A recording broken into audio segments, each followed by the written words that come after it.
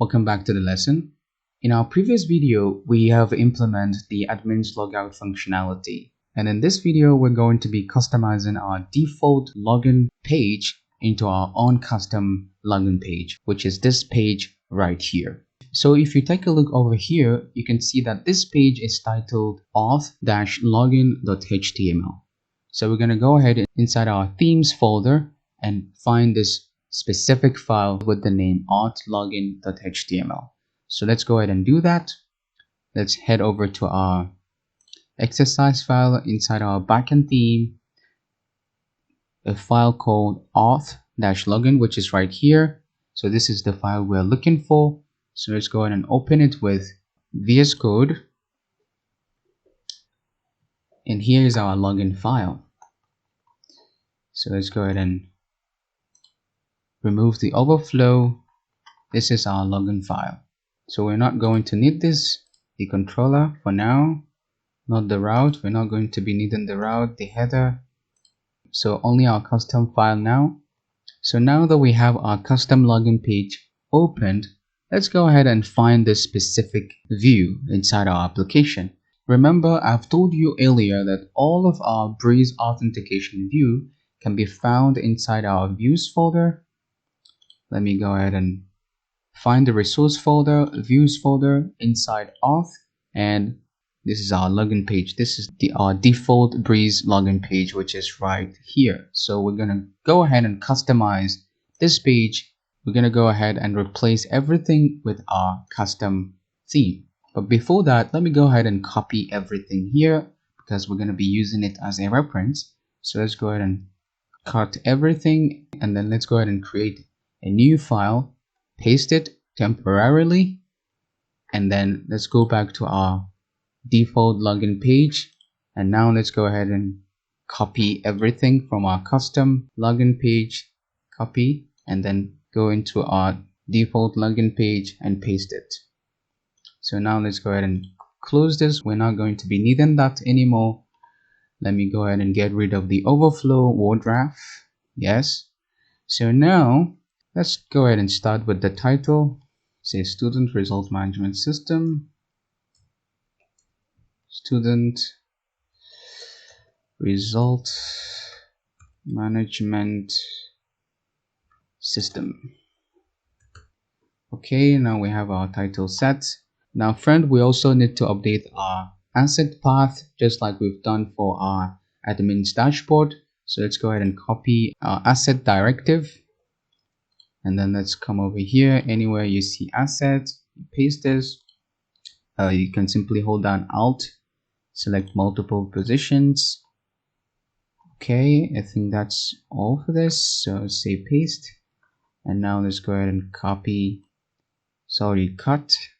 this, paste this right here. Cut the second one, paste it. Cut this one as well, paste it right here. Cut this one too, paste it here. Yeah, I think we are done with the CSS. Let's go ahead and find the JavaScript. So let's go ahead and copy our assets directive as well. Hold down Alt, select multiple positions. Paste everything at the same time and cut this, paste this here, cut this one as well, cut, paste, cut this one too, paste it right here, cut you, paste you. Sorry, I think I made a mistake here. It should be here. Yes, and cut this. You know, you need to be very careful with this path updating because if you end up making a mistake, a slightest mistake can make things not to work. So make sure you do everything accordingly. So let's go ahead and cut this, paste this right here. And now we can go ahead and save our files. Let's say it's save. And now let's go back to our application and refresh. And now we should have our custom login form. Yes, here's our awesome custom login form. So now we're gonna go ahead and change the title and then work on both the username and password inputs. So let's go ahead and do that. So let's now go back to our source code. Let's go ahead and find our header title. So I think this is basically our form title. By default, it seems like it's a logo, but we're not going to be needing the logo, but instead we wanted to use a title. So let me go ahead and remove the logo, and then let's copy this h4 tag, copy, and then paste it right inside here. And then instead of h4, I would like to turn it into h1.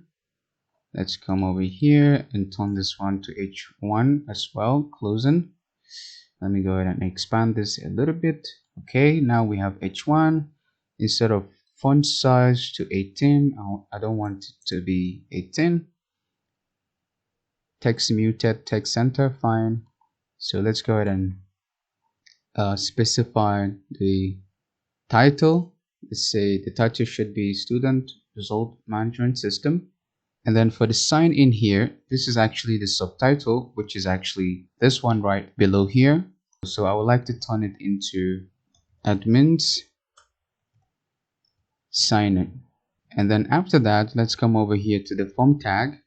Here, let's go ahead and go back to our default login form. As you can see, our form has a post method and action to this route. So let's go ahead and copy the route, copy, and then let's place it right here. Place the route. We're going to be using the default login route. And then if you go back to our default route, you're going to see that we have a method, post method. Copy that, and let's go ahead and paste it right here. And then after that, we have the CSRF token. So we need to as well copy the CSRF token and paste inside this our form, because without the CSRF token, our form is not going to be submitted. So after that, we basically have two inputs. The first input has a name as name. So we has a name as name. Let's go ahead and copy that. Let's check. This is the input, type text, required placeholder. Okay, we should, let me go ahead and specify the name right after the type. Let's go ahead and paste this, and then let's go back to our default form. And then the second input is the password, which has a name as password, which is right here. Let's go ahead and copy that. Input type password, name should be password. And what else? Remember me. Okay, let me leave this. Login, the login button. Okay, forgot password. Create an account. We're not going to be needing this, so let me just go ahead and get rid of this one. Let me remove this. So friend, this is basically all you have to do. You just need to include the method, the form method, and then the action, which is our default login route, and then you specify the name exactly as we have on our default login page, which the name here is specified as name and the password name is specified as password. So basically that's all you have to do to completely customize your default login page. So let's go ahead and take a look, but first let's go ahead and save, and then now let's go ahead and refresh. Yes, this is exactly what we are looking for. Well, let me actually go ahead and wrap this acronym inside a parenthesis. So let me just go ahead and do that. Forgot to do that again. So let's come up here and say parentheses, open and close. And then now let's go ahead and save. And now let's go ahead and refresh. And yes, we now have our custom login page completely set up. So now let's go ahead and try logging in with our username as admin and password 111.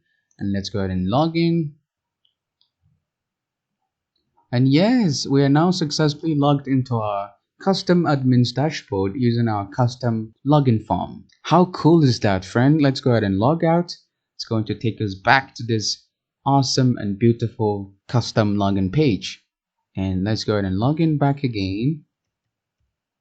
And yes, we are successfully logged into our admin dashboard. So friend, this is where I'm going to stop in this video.